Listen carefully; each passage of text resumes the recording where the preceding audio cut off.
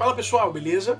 Na última aula nós falamos sobre a cultura clássica, a cultura greco-romana, que influencia a nossa cultura nos dias de hoje.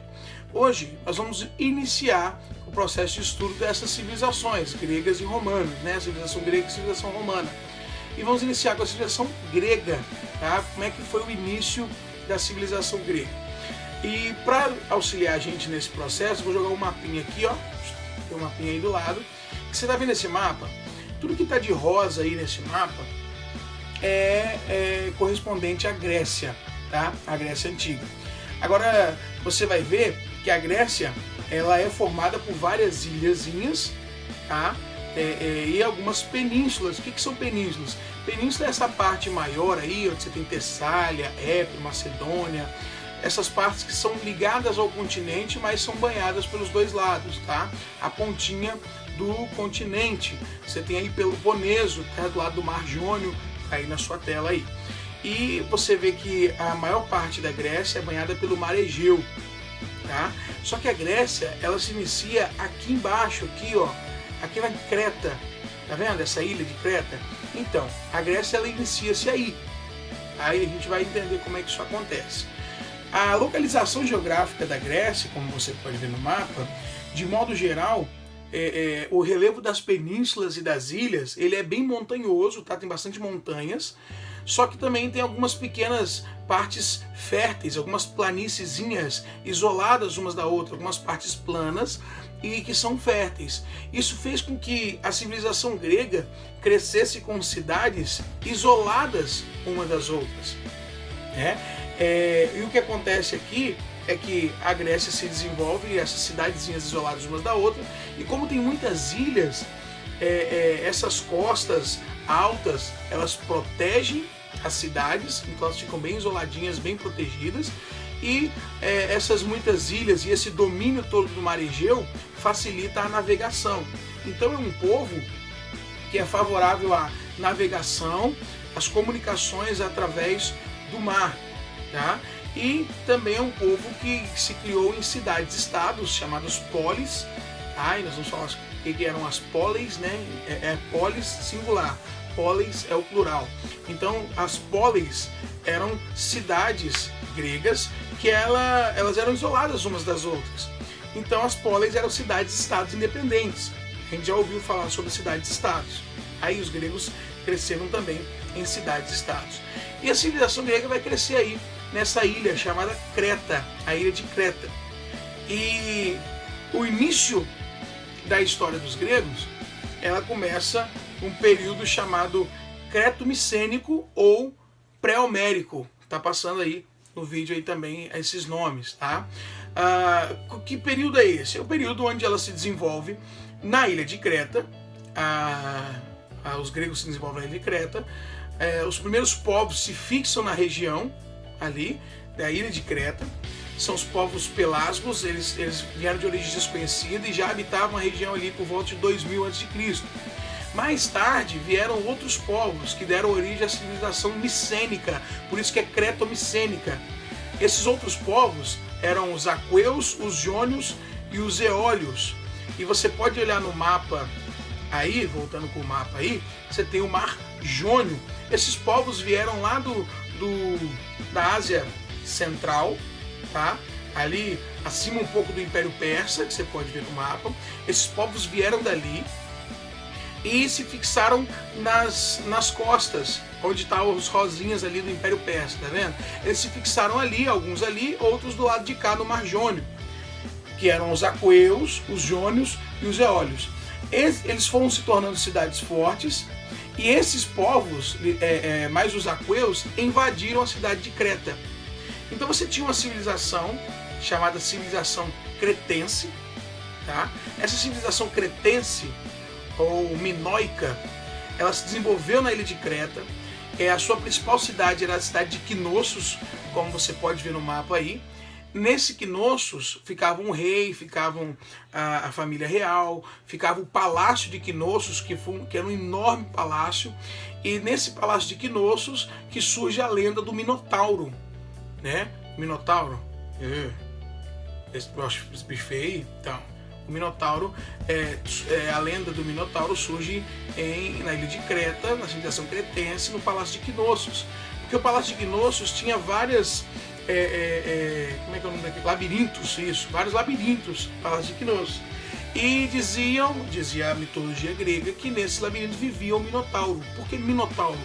Minos era o nome do rei da civilização cretense ou minoica.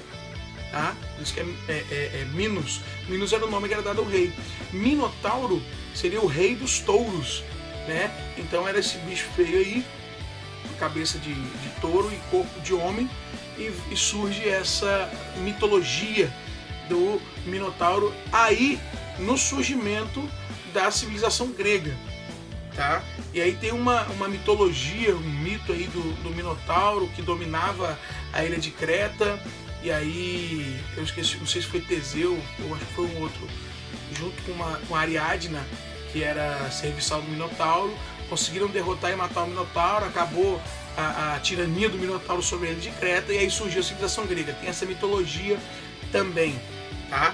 E surgindo o primeiro período da história grega é esse período de cretense, esse período da ilha de Creta no seu desenvolvimento, e o período onde os aqueus, que é um povo que surgiu, né, que eles deram origem à civilização micênica, e eles vão lá e dominam a ilha de Creta, tá? E eles dominam a civilização cretense fazendo uma mistura da cultura da civilização cretense ou minoica com a civilização micênica, que se gera aí dos aqueus, aqueles povos que eu falei que ficaram perto lá do Império Persa, ok? Então olha só, depois dessa civilização tomar conta, essa civilização creto-micênica, você tem um outro período na vida da civilização grega. É o período chamado período homérico, tá? Você tem um período pré-homérico, que é o período da civilização cretense, da civilização micênica, civilização creto-micênica, e agora você tem um período homérico. Esse período homérico é onde teria sido criado os poemas da Ilíada e Odisseia, atribuídos ao poeta chamado Homero, e esses poemas marcaram muito a história grega, a cultura grega também, tá? Esses poemas Ilíada e Odisseia, eles são a base para todo o desenvolvimento teatral grego, para a questão dos mitos, tá? Para você ter uma ideia, a Ilíada conta a história de Troia, a guerra de Troia, né? E que pode ter sido ocorrido entre 1300 a 1200 a.C., onde os gregos enfrentaram a cidade de Troia, ou Ilion, por isso que é Ilíada, tá? Que eles controlavam ali um estreito importante para a navegação. E esse estreito ele era importante porque ele alcançava terras férteis e ricas que estavam no Mar Negro. Então os gregos precisavam desse estreito, estavam pelo controle da cidade de Troia, e aí essa guerra pode ter acontecido. E o poeta Homero, ele narra essa história, claro que como uma poesia, na clássica obra dele, a Ilíada e a Odisseia, que aí ele narra também a guerra de Troia na Ilíada, e na Odisseia ele narra as aventuras do herói grego Ulisses, ou Odisseu, né? E aí, o que acontece? Eles vencem essa guerra de Troia, e essa história é contada pelo poeta, e a gente tem então o período homérico, que vai de 1100 a 800 a.C. Depois desse período, os gregos passam por uma invasão. Os dórios invadem os gregos, os territórios gregos. Esses dórios, eles eram nômades guerreiros, e eles já conheciam ferro. Então eles destruíram todas as cidades do centro-norte da Grécia. Como é que fica o centro-norte, professor? Que é isso, centro-norte? Centro-norte fica ali, ó, Tessália, tá no mapinha aí, ó, Tessália, a parte um pouco da Macedônia, Ática, Lemos, ali em Atena. Então, toda essa parte entre o Mar Egeu e o Mar Jônio, por ali, eles destruíram, ok? Os dórios entraram e destruíram. Fez com que os gregos, eles dispersassem para outras cidades, principalmente na Ásia Menor. Onde é que fica a Ásia Menor, professor? Aí também, a Ásia Menor fica lá onde é que está o Império Persa lá, tá? Ali para baixo ali, a Ásia Menor. E lá eles fundaram várias cidades importantes para os gregos, tá? Lá na Ásia Menor, fundaram Mileto e Éfeso. E após essa destruição dos dórios, você tem, ainda no período homérico, você tem a fundação de pequenas comunidades de base familiar, por conta dessa diáspora, que é chamada a primeira diáspora grega. E essas unidades com base familiar é chamadas de gêmeos. E assim os gregos vivem em pequenas comunidades com base familiar. Os gregos têm uma economia agrária e autossuficiente. O que é isso? Eles plantavam o que precisavam para poder sobreviver, eles plantavam o que precisavam para se alimentar, ok? Você tem também o pai, a figura do pai, chamado pater, que administrava as funções ali naquela comunidade, ele era um líder, né? E aí com o aumento dessas comunidades, com o aumento da população dessas comunidades, a gente vai ter um problema. Por quê? Porque o solo grego ele é muito pobre, ele não tem muitas vitaminas, então ele é ruim de plantar e colher, então você está aumentando a população. O que acontece com isso? Acontece aí um sistema chamado sistema gentílico. O que esse sistema traz? O sistema traz divisões sociais, ainda no período homérico. E aí nessas divisões sociais você tem a propriedade privada. E aí devido ao aumento da população gentílica, ou seja, aqueles que não eram da família dos paters, ou aqueles que administravam, eles eram colocados de lado. Colocados de lado, os paters começaram a privatizar a propriedade. Então eles tinham propriedade privada e alguns ficavam de fora.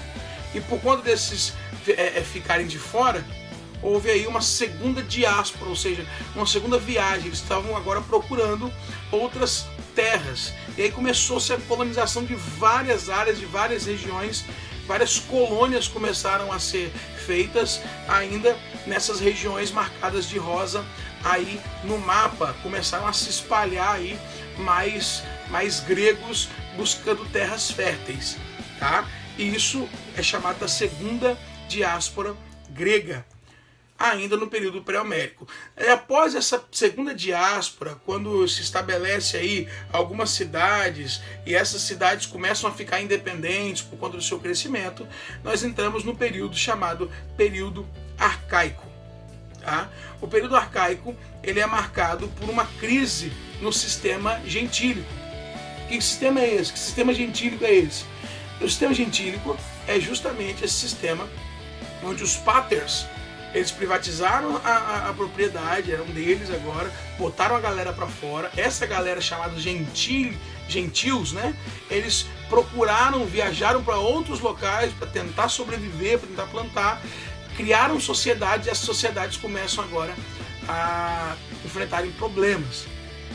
E aí, no período arcaico, algumas cidades fortes são formadas, principalmente a cidade de Atenas e Esparta.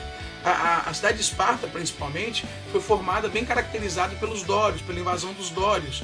Uma cidade que tem muito rigor militar e começaram a servir de referência para outros polos, principalmente os gentílicos que estavam sofrendo aí uma crise. E aí caracterizado o período arcaico pela formação das cidades-estado gregas, das polis, das grandes cidades-estados como Atenas e Esparta, fazendo uma junção aí, uma união, pegando vários povos e construindo aí grandes cidades-estados gregas, tá? E assim que surgem as cidades-estados gregas. E o que junta essas cidades-estados? Por que eles se chamam gregos? Principalmente pela língua, que todos falavam gregos. E os locais que não falavam grego, os povos que não falavam grego, eles chamavam de bárbaros, os gregos chamavam de bárbaros, tá? Então eles se uniam pela língua, okay? Pela cultura, tá? Eles se uniam alguns pontos da cultura e religião, principalmente pela língua e pela religião. Eles se consideravam gregos, mas cada um na sua independência, cada cidade-estado tinha seu próprio governo, nós vamos falar disso um pouco mais para frente, tá? Mas se juntavam por conta disso. E na cultura nós podemos citar os Jogos Olímpicos, que era uma maneira de difundir a cultura grega, e os gregos teriam um momento de união. Okay? No período arcaico começam a surgir essas polis, as grandes cidades-estados gregas. Depois do período arcaico nós temos o período clássico, onde as cidades gregas atingiram um apogeu cultural muito grande, tá? E se consolidaram como cidades enormes e com a sua forma de organização política. Por exemplo, Atenas iniciando o processo da democracia. Okay? Temos também Esparta com a oligarquia militar. Então, as suas formas de organizações políticas influenciando outras cidades-estados. E elas começam a atingir seu apogeu cultural, fazendo assim a disseminação do que nós já falamos, que é a cultura greco-romana, né? E aí a cultura grega na política, na arte, na pintura, na filosofia. Então essas cidades no período clássico, né, que é um outro período da história grega, elas estão crescendo aí culturalmente e se consolidando como cidade-estado.